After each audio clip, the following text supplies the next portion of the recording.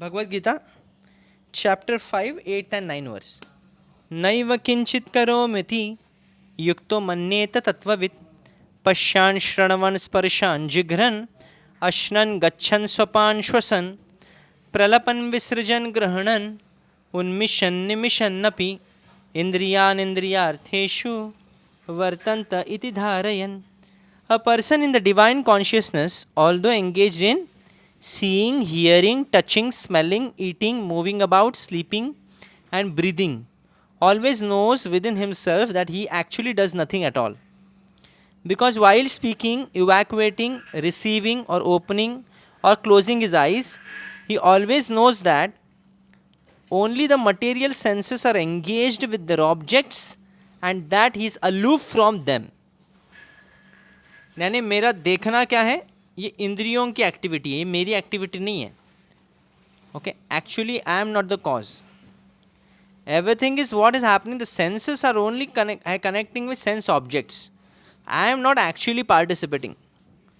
जैसे एक बार ये बोला, एक बार मैं सुना था इसमें कि दुर्वासा मुनि जब खाते थे तो खाना टेस्टी है, उसमें नमक है या क्या है कुछ पता नहीं है, सिर्फ शुद्धा तृप्ति के लिए खाते थे, यानी पेट की भूख मिट जाए बस. He is not concern with what is the taste of it.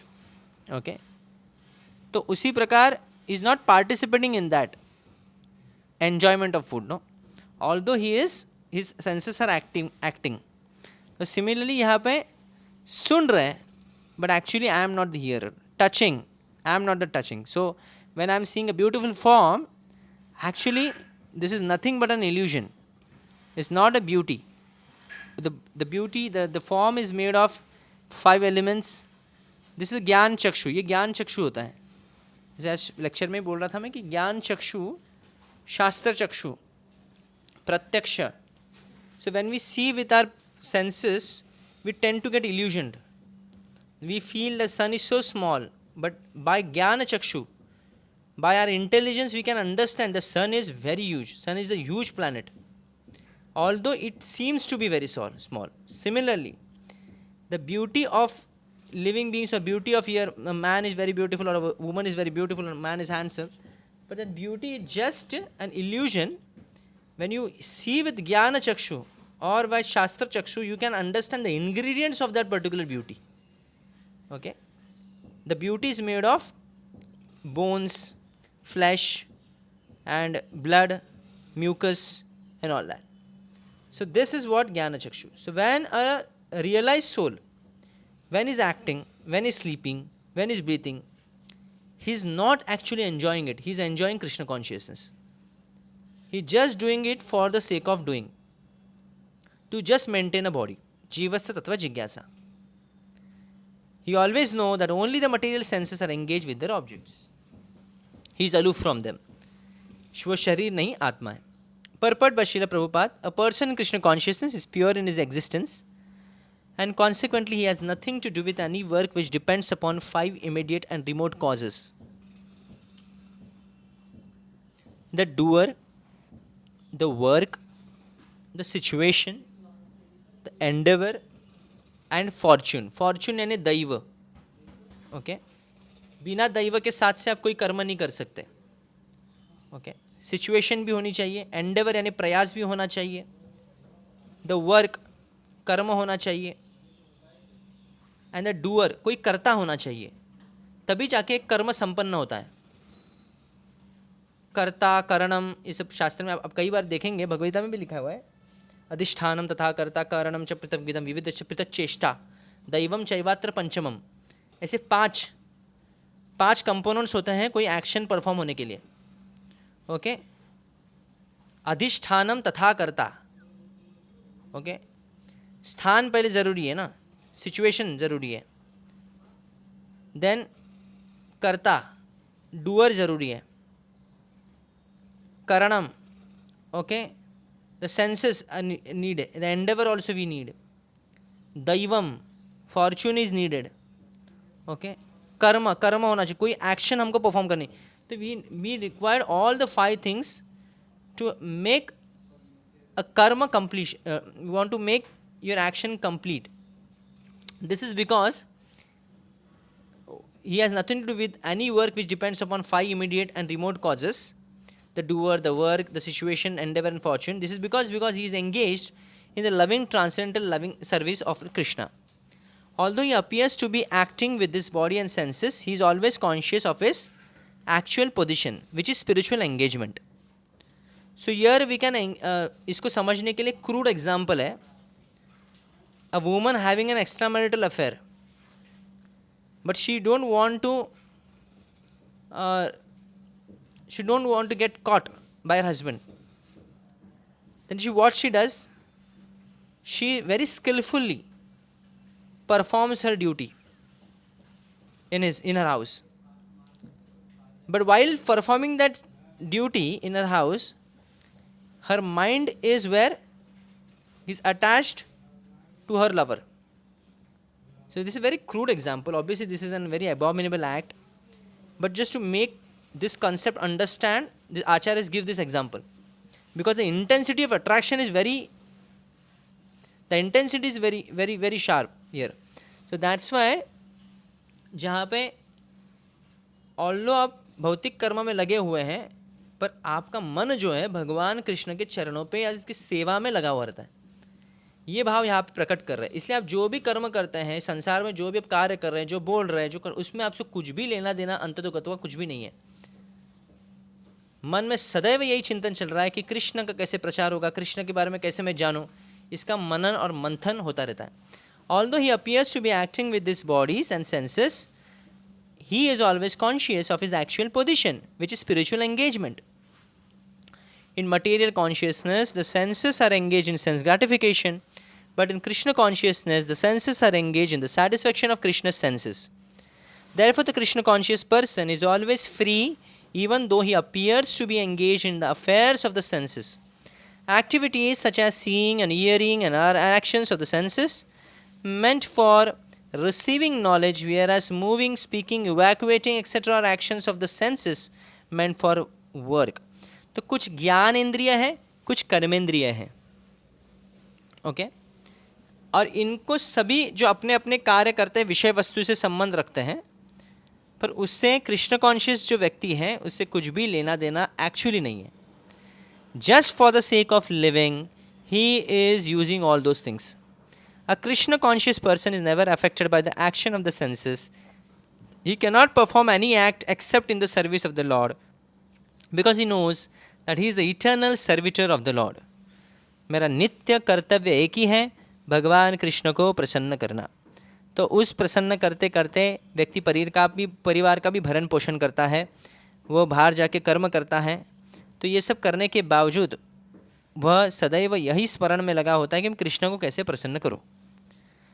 तो अगर कल उसकी नौकरी भी जाती है तो उसको कुछ फ़र्क नहीं पड़ता. क्यों नहीं पड़ता है?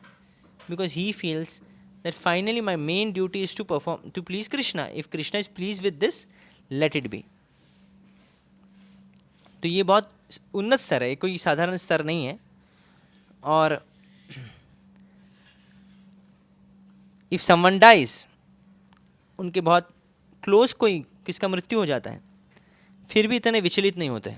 ऐसे लोग सोचते हैं कि ठीक है, परिवार में उतना मुझे भगवान ने अवसर दिया उनकी सेवा करने के लिए, आज उनको लेना चाहते तो ठीक है. So this is the level of Krishna conscious person. ऐसा व्यक्ति कभी भी संसार के बंधन में फंस नहीं सकता, क्योंकि वो जो भी कार्य अपने इंद्रियों से कर रहा है, अपने मन से करता है, वो सिर्फ उस कर्तव्यों को समझ के करता है. उसका जो मन है वो सदैव भगवान कृष्ण में रमण करता है, इसकी वजह से. सो आचार्यस what they have in this particular verse, Baladeva Vidyabhushan,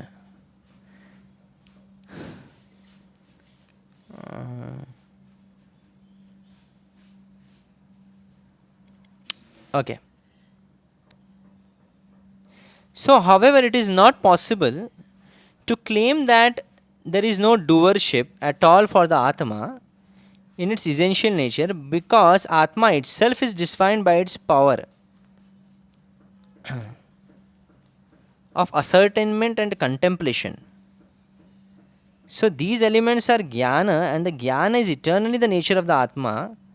The Shruti thus says, nahi vijitar vijater viparijalpo vidyate. Knowing cannot be separated from the knower, because being imperishable. The cause of action is not my swarupa, it is not me in my essential aspect. Okay. The causes of these actions are only the material body. तो अपने इसमें क्या समझना है, main चीज़ है हम अपने आप को कर्ता नहीं समझते.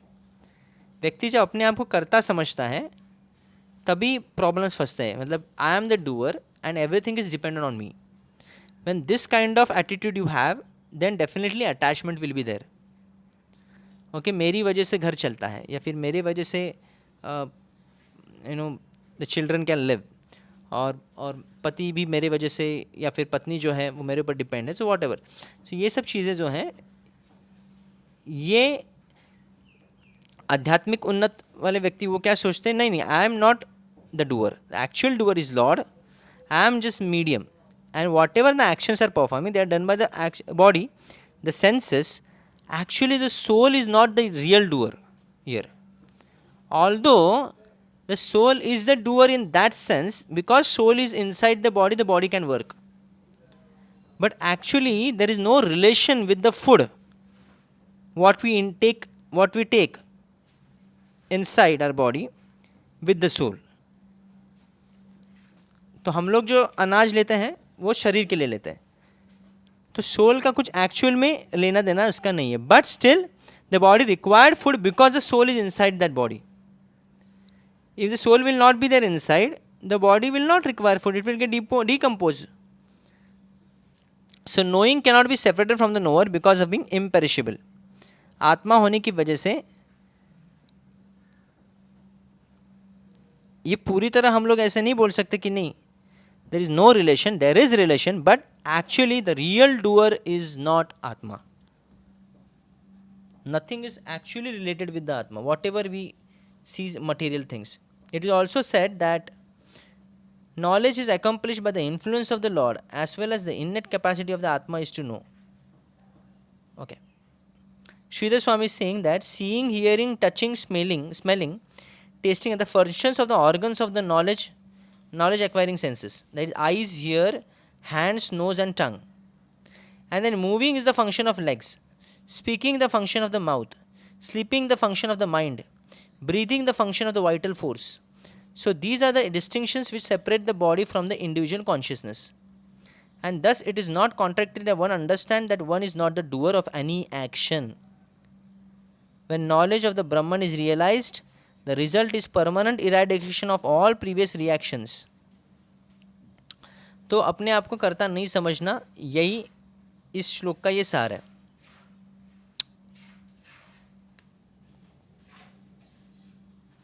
Lord Krishna replies to the question. What is the question?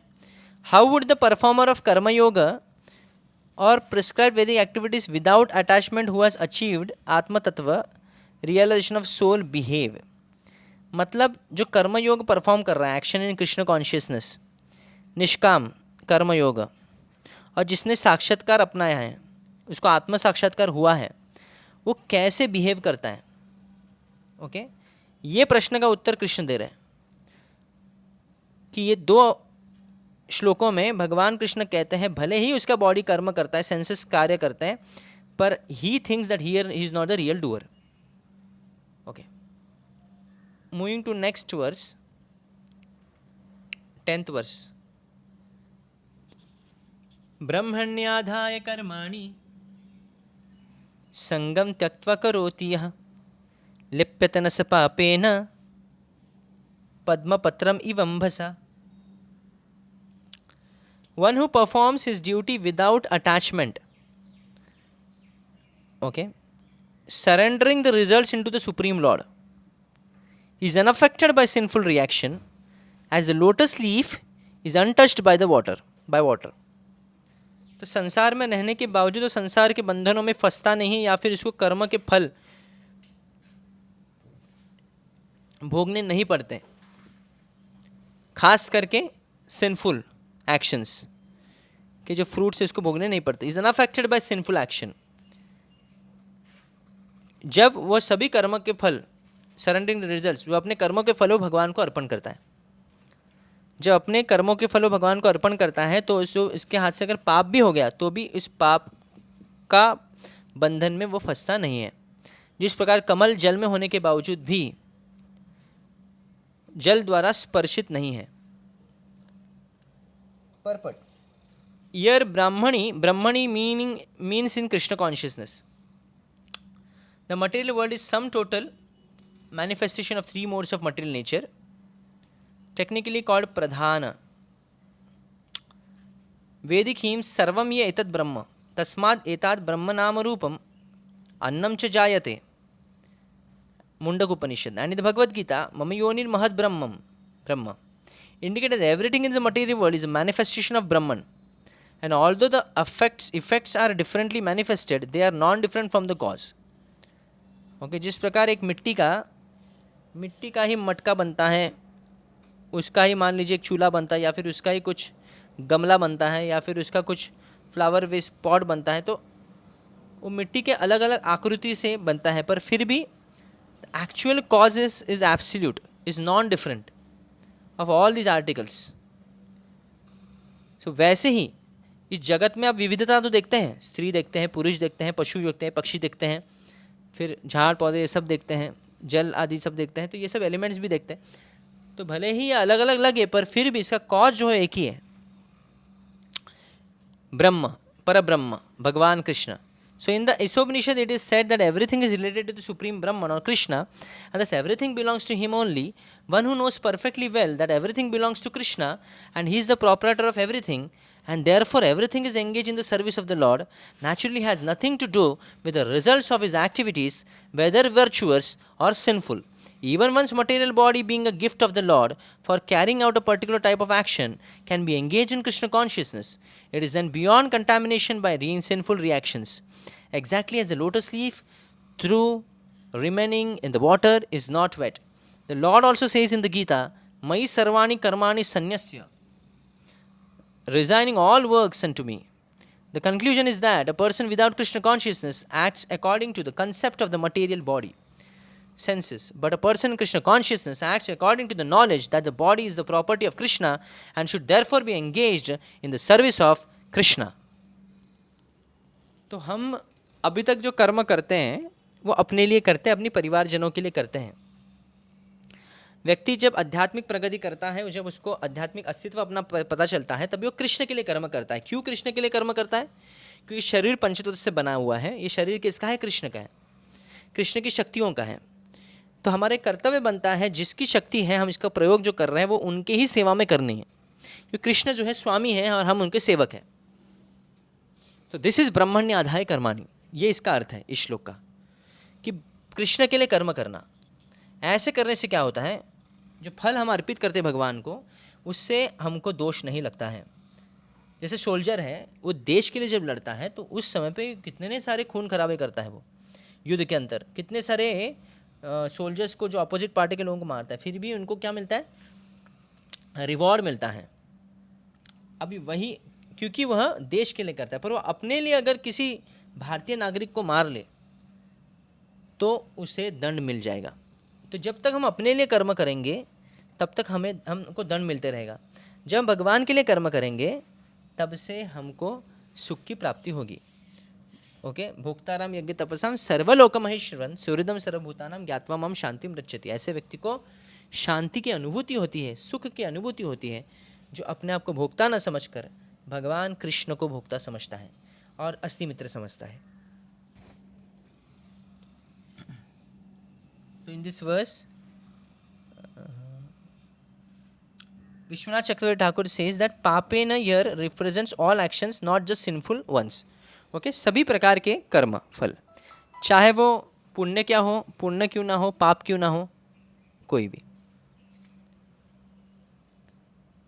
Baldev Vidyabhushan says Brahmani should not be interpreted here as Paramatma, as was stated in a previous verse, Mai Sanyasi Sanyasya Karmani.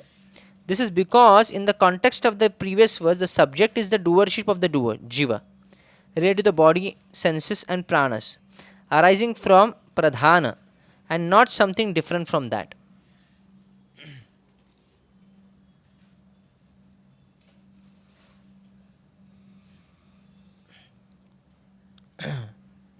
Brahmani should not be interpreted here as the Paramatma, as was stated in the previous verse. तो यहाँ पे ब्रह्मणि का मतलब यहाँ पे क्या है? यहाँ पे भगवान है, परम पुरुषोत्तम भगवान श्री कृष्ण. यहाँ पे परमात्मा इस कॉन्टेक्स्ट में यूज नहीं करना, ये बोल रहे. Okay, so Keshav Kashmiri, the question may arise that a person possessing the characteristics of previous verse with a pure heart, controlled senses, may be unaffected by reactions to actions. But how can those without such characteristics become unattached to desire for the rewards of actions? Lord Krishna answers this by instructing everyone to offer and dedicate all actions to the Supreme Lord. यानी जो व्यक्ति में योग्यता है वो उसका तो ठीक है, वो कर लिया, वो तो अनअटैच्ड है, वो कोई आसक्ति नहीं है, वो सभी कर्म बंधन छूट जाएगा. पर जिसकी योग्यता नहीं उसका क्या? तो उसके लिए ये श्लोक बोल रहा है. उसको क्या करना है? कर्म के फल को क्या करना है? भगवान को अर्पित करना है. उससे वह भी बच जाएगा, कर्म फलों से मुक्त हो जाएगा वो. So desires for rewards of action is the fundamental reason for all ego conceptions of being the physical body and the root cause of samsara, and one goes in the cycle of birth and death. So desire for reward should be immediately be given up, so one will not be contaminated by sinful action. तो भक्त को अगर आध्यात्मिक प्रगति करने, पहला चीज़ हमको ये करना है कि कर्म को फल को त्यागना पड़ेगा. कर्म ये तो बेसिक चीज़ है. अगर ये नहीं करेंगे तो हमारी प्रगति बहुत ही डिफिकल्ट हो जाएगी. इसलिए कर्म के फल को भगवान को अर्पण करना ये भक्ति की प्रारंभिक अवस्था है. It is the first step, ये हमको करना है. इसका मतलब नहीं कि हम आखिरी स्टेप में जाएंगे तो ये छोड़ देंगे. तो फर्स्ट स्टेप फॉलो करना means like for example what you are learning in first standard, obviously that is included in 10th standard also. Okay, that sort of concept, the ABCD what you learn in junior and senior KG, ऐसे नहीं कि junior senior होने के बाद वो use में नहीं आता है. That is also used, or that is also understood that he is expert in that. That's why that thing is not taught in later section or later in different standards. Similarly यहाँ पे भी जब basic चीज़ बोलते हैं कर्म त्याग करना, कर्म फल को त्याग करना, ये तो बेसिक है. आप जितना कमाते हैं उससे कर्म फल जो फल मिलता है, जो धनराशि मिलती है, वो भगवान को अर्पण करना, भगवान की सेवा में लगाना, ये तो बेसिक स्टैंडर्ड है भक्ति में प्रगति करने का या फिर आध्यात्मिक जीवन में प्रवेश करने का. और जब उन्नत स्थिति में आता है तो भी वो उसको जारी रखता है, हालांकि उसकी इंटेंसिटी को बढ़ाता है या फ्रीक्वेंसी को और बढ़ाता है. पहले 10% देता था, 20% देता था, now he is doing 60%, 70%. When he become sannyasi he is giving 100%. So this is what, कर्म फल अर्पित करने से भगवान आप सभी कर्म, ये पाप कर्म से बच जाएंगे. जिस प्रकार कमल का फूल जल में होने के बावजूद सूखा रहता है.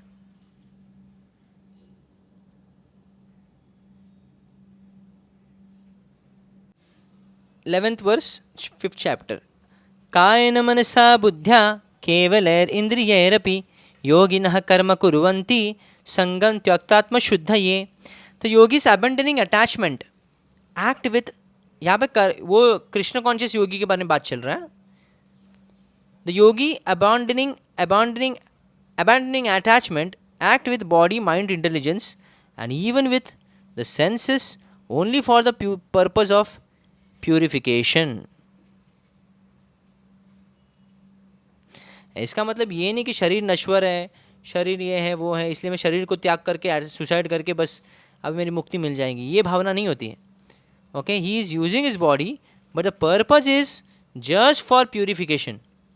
Okay, he is not using his body for getting contaminated more and more in this material world. So when one acts in Krishna consciousness for the satisfaction of the senses of Krishna, any action whether of the body, mind, intelligence or even the senses is purified of material contamination. There are no material reactions resulting from the action of Krishna conscious person. They have purified activities which are generally called sadachara can be easily performed by acting in Krishna consciousness. Bhakti Rasamrita Sindhu describes इहा यस्य हरेर्दास्य कर्मणा मनसा गिरा निखिलाश्व अप्य अवस्थासु जन्म जीवन मुक्तः स उच्यते. A person acting in Krishna consciousness, or in other words in the service of Krishna, with his body, mind, intelligence, and words, is a liberated person even within the material world, though he may be engaged in many so-called material activities. He has no false ego, for he does not believe that he is the material body or that he possesses the body. He knows that he is not this body and that this body does not belong to him. He himself belongs to Krishna, and the body too belongs to Krishna. So when he applies everything produced of the body, mind, intelligence, words, life and wealth, etc., whatever he may have within his possession, to Krishna's service, वो सब कुछ भगवान की सेवा में लगाता है. He is at once dovetailed with Krishna, he is one with Krishna, and is devoid of the false ego that leads one to believe that he is the body, etc. This is the perfect stage of Krishna consciousness. So, सदाचार, इस संसार में रहते हुए जो कृष्ण भावनामृत व्यक्ति है वो क्या करता है? कृष्ण जो भावनामृत में स्थित है वो इस सदाचार में, वो एक सदाचार पालन करता है, एक अच्छा आचरण पालन करता है. इस संसार में तो रहना है, बोलना तो पड़ेगा, खाना तो पड़ेगा, तो फिर नियमों को उल्लंघन नहीं करता है. सो भौतिक संसार में होते हुए वो मुक्त अवस्था में है. He is not attached to this material world. और कोई मिथ्या अहंकार भी नहीं है कि वो शरीर है या फिर ये पोस्ट का व्यक्ति है. ये मिथ्या अहंकार से भी छुटे हुए हैं. तो जब व्यक्ति को पता चलता है कि वो शरीर नहीं है, वो शरीर नहीं या फिर वो शरीर के संबंध में नहीं है, then when he applies everything, then what he does, वो शरीर, क्योंकि भगवान के शक्ति से शरीर बना हुआ है, तो इस शरीर को भगवान की सेवा में लगाता है. The energy what he gets from eating he uses is for Lord service.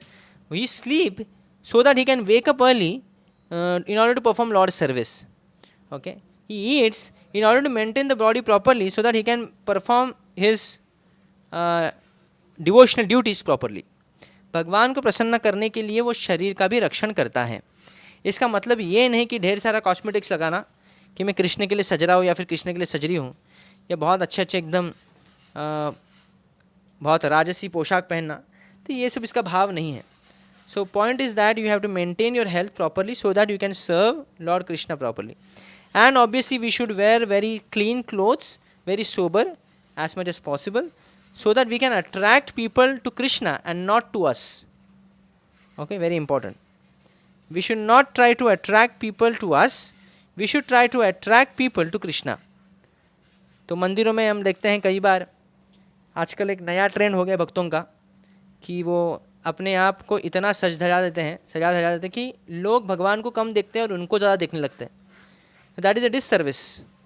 Okay, जैसे मान लीजिए किसी का विवाह है और जिसका विवाह है उसने मान लीजिए 20,000 की साड़ी पहनी हुई है, और अभी जिसका विवाह नहीं है, उसकी सहेली हो या फिर कोई दूसरा हो, उसने 1 लाख का जोड़ा पहन के आई, तो और लोग क्या होंगे, लोग तो उसको ही देखेंगे पहले ना, जिसका ज़्यादा राजसी पोशाक है उसको देखने लगेंगे. सो वो क्या हो गया, that you are offending that particular lady. Then आप उनके प्रति अपराध कर रहे हैं ना, एक प्रकार को ठेस पहुंचा रहे हैं. उसी प्रकार जब आप भगवान को तो फ़र्क नहीं पड़ता है वैसे कुछ, क्योंकि आपका शरीर क्या है भगवान को अच्छी तरह से पता है. पर जो सामान्य लोग हैं वो आकर्षित हो जाते हैं इस हड्डी पसली से बना हुआ या फिर ब्लड से बना हुआ जो शरीर है, फ्लैश एंड ब्लड से, म्यूकस से बना हुआ शरीर, इससे आकर्षित हो जाते हैं. इसलिए we should try to attract people not by our appearance but by our gestures. Very important. We should humbly serve people so that they can get attracted to Krishna and not just to us. Purport by other acharyas. Sridhar Swami says that after previously stating that actions performed for the Supreme Lord as a matter of duty without desire for rewards do not bind one to samsar. Okay, भगवान के लिए कर्म करने से, भगवान को कर्मफल अर्पित करने से संसार के बंधन में फंसता नहीं है. तो now how by bathing the body, meditating in mind, reflecting with the intellect, hearing and narrating about the divine pastors of the Lord, and such activities are for the purification of the mind and lead to moksha. Okay, तो अभी इस श्लोक में क्या बता रहे हैं कि व्यक्ति जो है वो स्नान भी करता है, भगवान के लिए हो गया, वो अगर कुछ बोलता है भगवान के बारे में, वो भगवान की प्रसन्नता के लिए, अपनी बुद्धि भी लगाता है भगवान का सेवा कैसे करूँ, कैसे प्रचार बढ़ाऊँ, उसके लिए लगाता है। तो इससे क्या होता है, इससे उसका शोधन होता है, प्यूरिफिकेशन। यानी बोलते हैं ना, माया का ही अस्त्र उठा के माया को ही परास्त करना। ये शरीर जो है माया की शक्ति है, और उसी शक्ति से हम भगवान की प्राप्ति करना। तो बोलते हैं ना, मान लीजिए कोई शत्रु आया और वो अपने हाथ में बंदूक लेके आया, पिस्तौल लेके आया, उसी पिस्तौल लेके उसको ही मार दिया हम। Okay, that is the best way, no. हमारे पास कोई अस्त्र नहीं है तो उसके ही अस्त्र पकड़ के उसको ही मार दिया। वैसे ही Krishna consciousness, body is definitely the Maya's energy, but you are using body for Krishna, pleasing Krishna and senses. Sri Ramanu Acharya says that Vedic activities without desiring reward, simply that their body, mind and senses perform their natural functions and instruments to effect आत्म शुद्धि। आत्म शुद्धि के लिए हमको शरीर का प्रयोग करना है। इससे क्या होता है, पूर्व जन्म के जो अर्जित फल है उसको हम समाप्त करते हैं। Karmayoga should be perform solely for the purpose, for this purpose and not for obtaining heavenly enjoyments. तो हम जो कर्मयोग कर रहे हैं, कई लोग कर्म करते हैं स्वर्ग प्राप्ति करने के लिए, पर हम जो कर्मयोग कर रहे हैं भगवान की संतुष्टि के लिए कर रहे हैं, तो ये अलग है। ओके, जैसे कोई देश के लिए कर्म करता है तो वो कर्मयोग नहीं हुआ, भगवान से जुड़ने वाला कर्मयोग नहीं हुआ। ओके,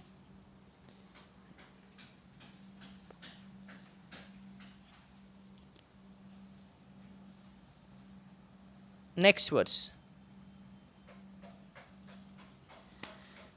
युक्तः कर्मफलं त्याक्त्वा शान्तिमाप्नोति नैष्ठिकीम्, अयुक्तः कामकारेण फले सक्तो निबध्यते। The steadily devoted soul attains unadulterated peace because he offers the result of all activities to me, whereas a person who is not in the union with divine, he is greedy for the fruits of his labor, becomes entangled. तो फिर से कृष्ण दोहरा रहे, जो व्यक्ति कर्म के फल को अर्पित करता है वो सदैव शांति के अनुभव अपने मन में करता है, और जो कर्म फल को भोगता रहता है, फल के आसक्त होकर, एकदम लोभी होकर वह अपना कर्म करता है, फल को देखकर लोभी होकर कर्म करता है, ऐसा व्यक्ति सदैव बंधन में फंसता है। एक व्यक्ति बंधन में नहीं फंसता जो कृष्ण के लिए काम कर्म करता है, दूसरा व्यक्ति अपने लिए कर्म करने वाला बंधन में फंसता है। So difference between a person in Krishna consciousness and a person in bodily consciousness is that the former is attached to Krishna, whereas the latter is attached to the results of his activities. The person who is attached to Krishna and works for him only is certainly a liberated person. And he has no anxiety over the results of his work. In the Bhagavatam, the cause of anxiety over the result of an activity is explained as being once functioning. In Bhagavatam, the cause of anxiety over the result of an activity is explained as being once functioning in the concept of duality. That is without knowledge of the absolute truth. Krishna is the supreme personality of Godhead. So there in Krishna consciousness there is no duality. Okay, व्यक्ति चिंता में तभी रहता है जब ये द्वंद्व में फंसा रहता है, सुख दुख अच्छा बुरा ऊंच नीच, इसमें जब फंसता है और सब में भेद देखता है तभी Krishna. So in Krishna consciousness there is no duality because everything is coming from one Krishna. All that exists is product of Krishna's energy, and Krishna is all good. Therefore activities in Krishna consciousness are on absolute plane. They are transcendental and no effect, material effect. One is therefore filled with peace in Krishna consciousness, but one who is entangled in the profit calculation for sense gratification cannot have that peace.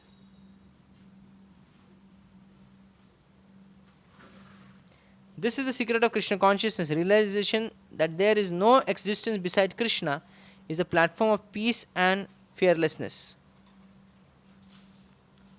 तो व्यक्ति को अगर अभय प्राप्त करना है या फिर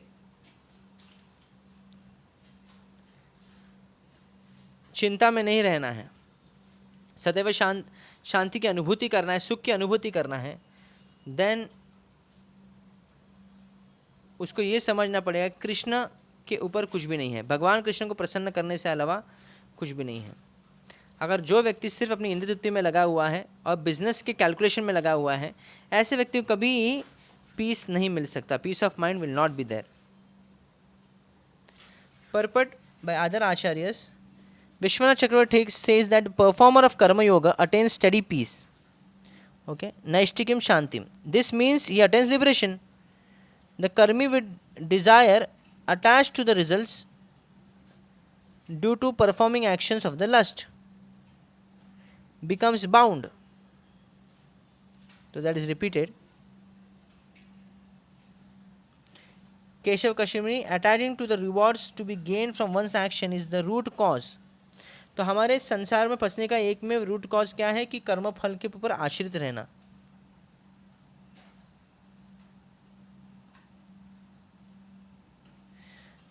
The person who performs actions never offering them to a supreme is contaminated with the blemish of selfish motives and the craving of rewards, and is unable to relinquish the conception of ego and proprietorship, thinking that they are the body. Miserably falling by such mentality are bound tightly in material existence.